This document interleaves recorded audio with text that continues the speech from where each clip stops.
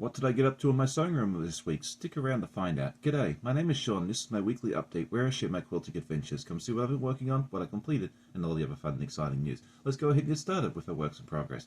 The first thing I want to show you is an update on the Halloweenies project, which is a pattern by East Quilting Co. And we are currently working on the Vampire Ween, which is this one down here. Last week you got to see his face, and this week we've got a little more progress. We've got the little bat wings done here, so this is what it looks like now. And hopefully the rest of it will come together fairly quickly. I've always found that the face takes the longest time, so it goes from what you've seen there to this whole little thing and just a little bit. So hopefully next week you'll get to see a whole thing. Next up is the Puzzle Mystery Quilt by Cotton Cut. This is the Field of Dreams, the current one, and if you like what you see, you can still get in on this for the next couple of weeks.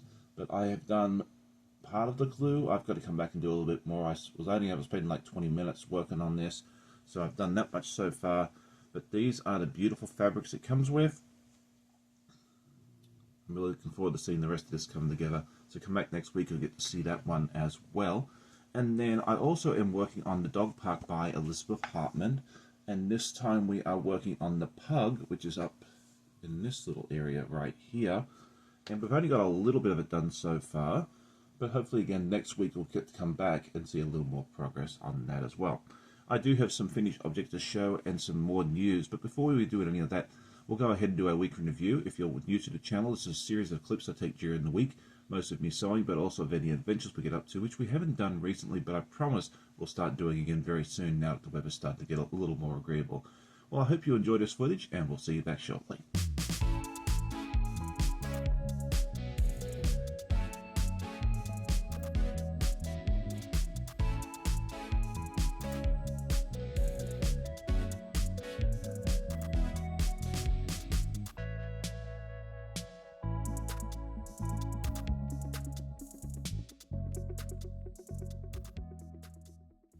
Last week I asked everybody what your one tip would be, and I loved reading all the responses. You all had wonderful, wonderful responses. The one that was probably the most popular was ironing, and that was something I totally forgot about to mention last week, but that is so important when you're doing piecing, especially tiny piecing like this. I learnt the hard way that sewing and ironing come hand in hand, especially after doing the Scarecrow block a few years ago on the Sew Place Like Home. This week I thought it'd be fun to ask you, what is your preferred time of the day to sew? Are you someone that likes to hop up first thing in the morning and get some sewing done before everybody else in the house gets moving? Are you a night owl? Is it a mix? It does depend on the time of the week. For me, during the week, I'm definitely an evening sewer. I come home from work, prepare dinner, and then, I get into the sewing room a little bit as time allows, and then on the weekend I'm definitely a morning sewer, but I also like to get into the sewing room in the afternoon, evening if I can as well. So I'm kind of like a hodgepodge depending on the day. What about you?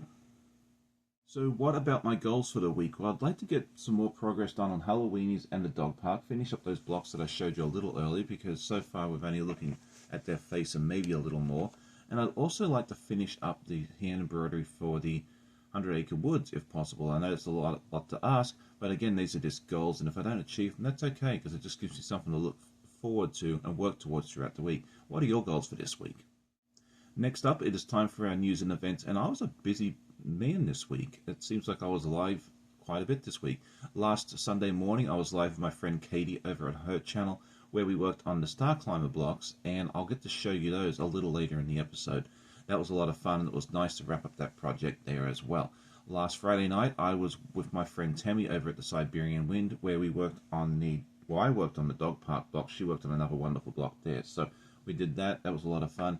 Yesterday morning, I had my friend Stephen from the Idiot Quilter join me on my live with Brecky, the guy who sews. That was a lot of fun, and I was able to work a little bit on this, I think, right?